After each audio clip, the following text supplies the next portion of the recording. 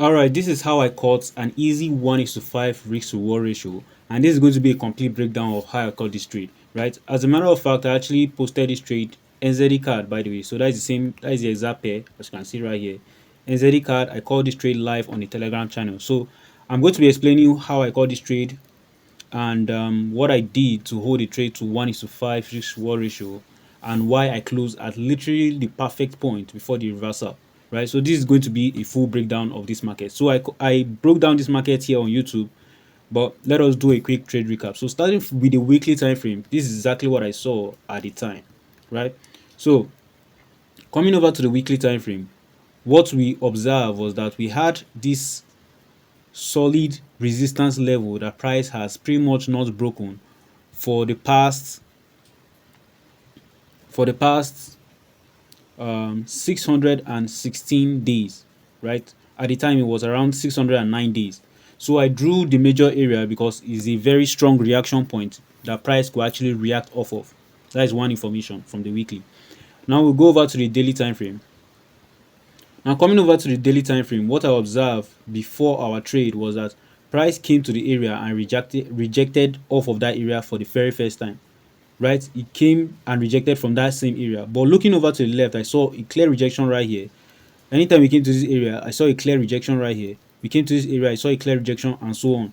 So that was another information I had that the daily time frame was giving me. But the daily time frame and the weekly time frame at the time were still bullish, right? They were still bullish, but I was hoping for a counter trend trade setup. So I at least need the 4 hour time frame and the 1 hour time frame, because I at least need the 4 hour time frame and the 1 hour time frame to be bearish, because I'm trying to sell the market. I am hoping that this area of interest is going to hold for me to sell this market, right? So coming over to the 4 hour time frame, this is what I saw. So price came to area. It came the first time, it was still bullish, right? It came to the second time, it was clearly still bullish. What we were looking for was a break under this level for the 4 hour time frame to switch bearish, right? As soon as 4 hour time frame switch bearish with this candle right here, I was very much interested in entering this trade. So my entry time frame is usually the 1 hour time frame. Now let me show you how I entered the trade. So this is it right here. So coming over to the 1 hour time frame, this is what I saw. We had a clean break under this area I was telling you guys about, and then we had a retracement. Now I was looking for an engulfing to enter this market. So coming very close, you can see that this right here was not really an engulfing. To me, these two candles are pretty much the same size. That's why I did not really enter here, right? So I was pretty much just waiting for a strong engulfing I can get, and as you can see, we had a doji and a very strong engulfing right here. So I should be entering this trade right here and putting my stop loss above this high, but I was not available in the market at that point, and then I saw price was still around my entry level, pretty much the same price, and then I entered as soon as I saw this candle right here. So I just put my stop loss above this high. Clearly, if price is breaking above this high again, it automatically means I am totally wrong in this trade and price is deciding to go bullish. The EMA as well, as you can see, at the time it was bullish, coming up to going over to the upside, but at the time of entry, price was already pushing to the downside, clearly showing that more sellers are in this market, right? So I held this trade. In fact, funny things about this trade, let me tell you guys the funny things about this trade. So I held this trade, price was pretty much around break even, and we started going back into drawdown.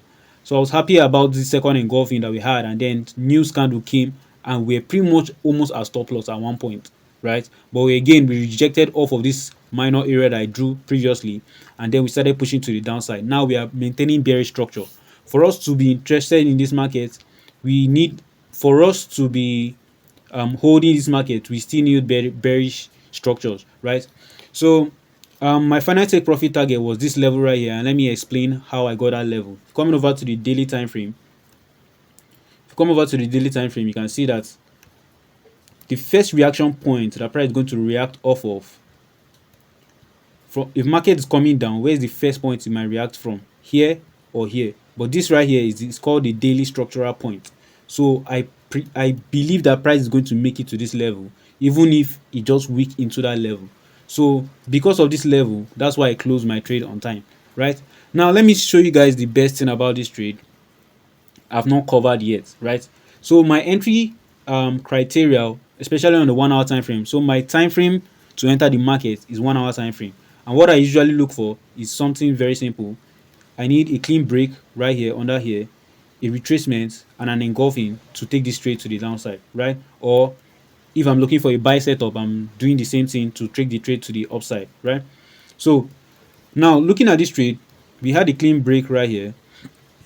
Sorry, we had a clean break, as you can see right here. We had a break under this low, right? A retracement and an engulfing for me to sell. Stop loss above the high, set and forget to final take profit target. But if you look here, you can see that even if I caught a 1:4.6, we still had another break right here, a retracement and an engulfing. So that could be another trade. So let me show you guys. So we had this break, retracement, engulfing, as you can see.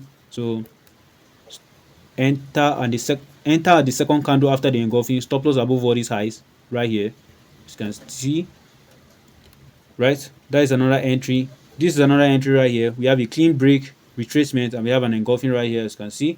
Very simple, self-explanatory. So we'll be entering on the second candle after the engulfing, stop loss above this high right here, right? Also, I don't know, can we see another one? There is no any other clean break and retest. So this one trade, if I had maximized this one trade to final take profit target, the first trade would have given me 1:4.2, which was, I actually took profit at 1:4.6, right? But this first trade would have given me 1:4.2. This next trade would have given me 1:4.1, and this last trade would have also given me 1:3.5. So that is a total of what, for 11, 1:11 risk reward ratio, right? So it's just the same. It's almost the same thing as like risking $100 to get $1,100.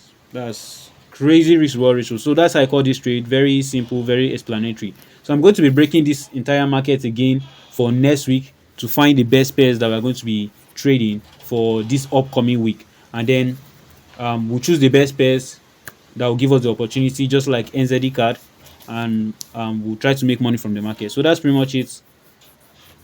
I'll see you guys on the weekly setups.